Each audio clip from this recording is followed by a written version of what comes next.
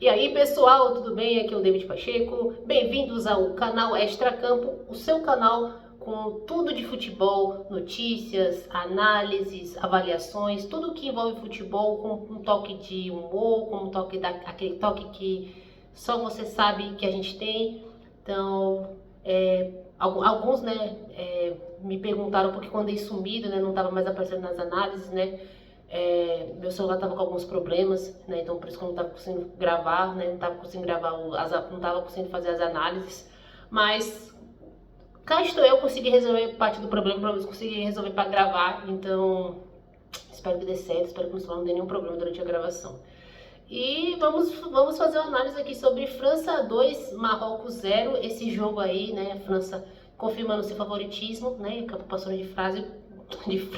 acabou passando para a próxima fase com mais uma atuação desse monstro, desse gênio da bola chamado Kylian Mbappé.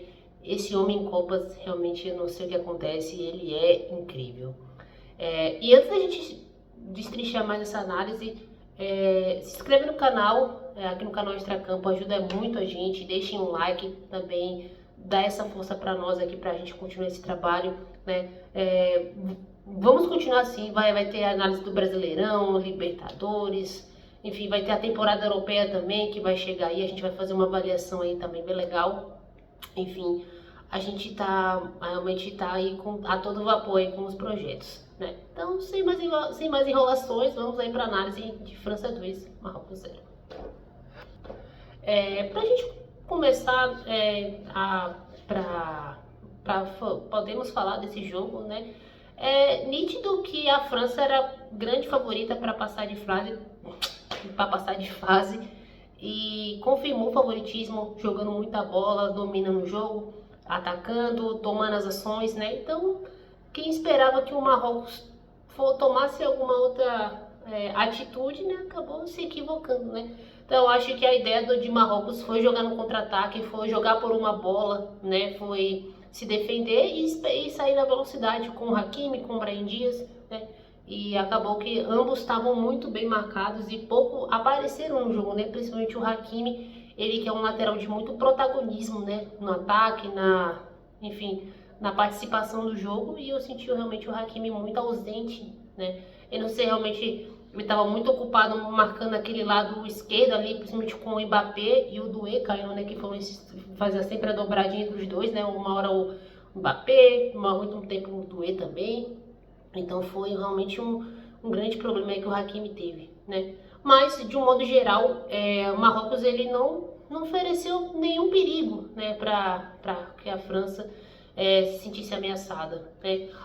É importante fazer alguns destaques. A gente pensa muito no ataque da França, a gente vê Olise, Dembélé, o próprio Kylian, né, o Désiré Doué também, que está jogando muito bem essa Copa, mas a gente também tem que destacar a zaga, que apesar de ser uma zaga com um nome bom, né, tinha algumas dúvidas, né, principalmente o Upamecano, que é um bom zagueiro, para mim, tá? Ele é um ótimo zagueiro, né? O Saliba, a gente nem se fala, o Saliba junto com o Magalhães, para mim, foram os melhores zagueiros da temporada, né? Mas ambos chegaram com um pouco de dúvida, né? Também tive um pouco de dúvida ali nas laterais, né? Com o Koudé, com o Lucas Digne, né? Que parece que assumiu de fato a titularidade no lugar do Theo Hernandes, que como eu falei, era um lateral que eu gostava, particularmente eu gosto muito, né? Mas que acredito que não vinha rendendo muito bem na seleção, e o Lucas Digne, ele ocupou muito bem isso, né?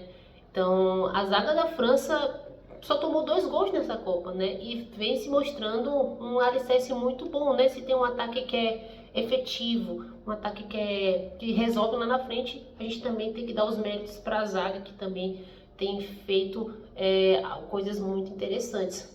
Outra coisa que também tem me chamado muita atenção, né? Que é o Koné, que está substituindo o Tchouaméni, que está lesionado, né? E é um bom jogador. Eu particularmente não conhecia muito do Koné, né? Então eu não sabia o que esperar dele, né? Então quando o Deschamps ele não convoca o Camavinga, né? Que geralmente o Camavinga seria esse jogador que seria o substituto ideal, ou até mesmo o Kanté, que é particularmente um jogador que eu gosto muito, que para mim poderia até ter sido o titular, mas o Koné ele ocupa ali uma área do meio campo muito interessante, né?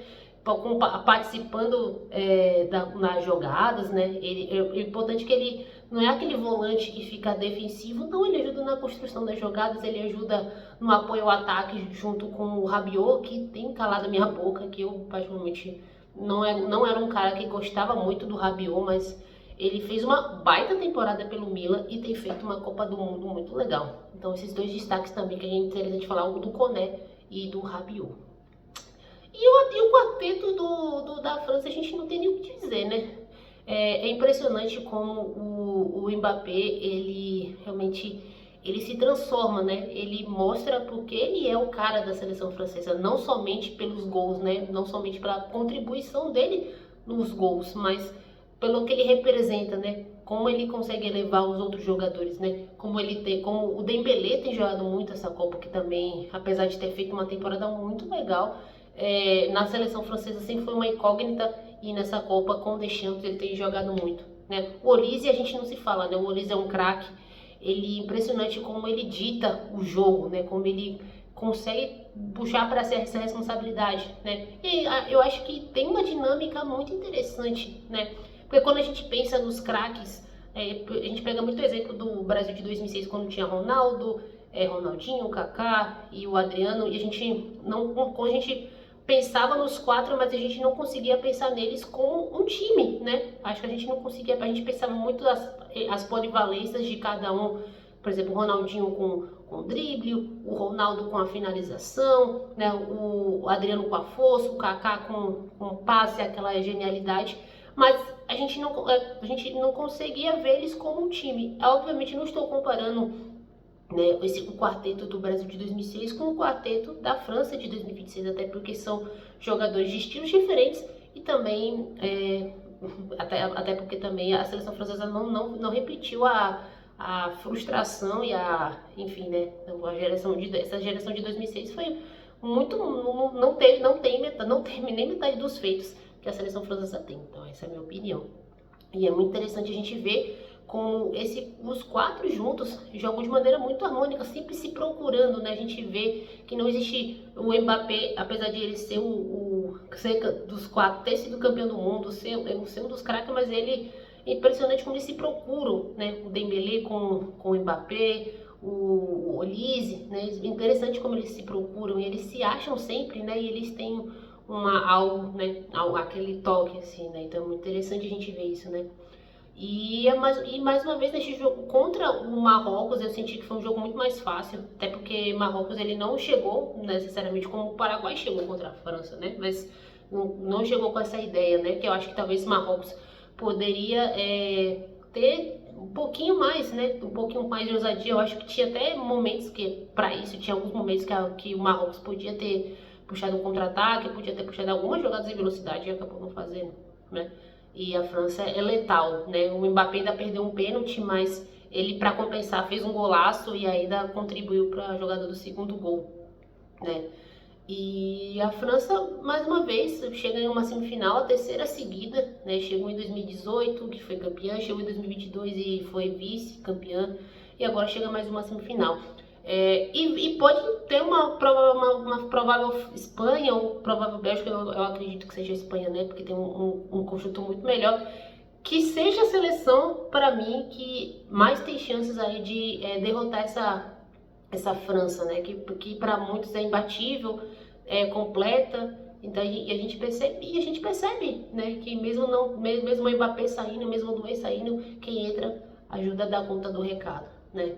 Então, agora a França espera sua futura adversária, que eu acho que seja a Espanha, e aí sim a gente vai ver um teste de verdade para a França, para saber se realmente essa geração vai dar conta do recado e vai conseguir ganhar a Copa. E é isso, gente. Esse foi o vídeo da análise de hoje. Se inscrevam no canal, deixem um like e seguem a gente nas redes sociais, porque ajuda muito. É isso, galera. Tamo junto. É nóis!